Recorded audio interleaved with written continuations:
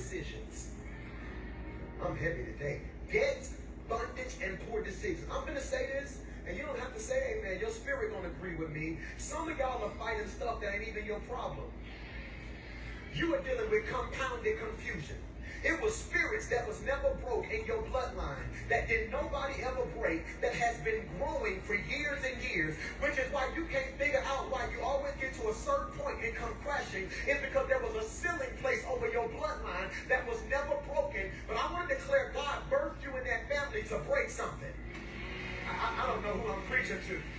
Can I preach to three folk who look around your family and say, God, I'm just so much different than them, but now you realize God birthed me to break something. You got to be the first one to get multiple degrees. You got to be the one in the family with some money. You got to be the one in the family with a healthy family. Look at what he says. So 3 things I had to break was debt, poor decisions, bondage. Can I ask you a question today? Dude, what you doing? You trying to bury your bone?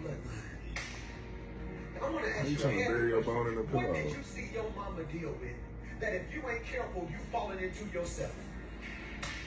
What did you see your family deal with that as a child you said I would never go through, but you find yourself in your adult years in that same cycle?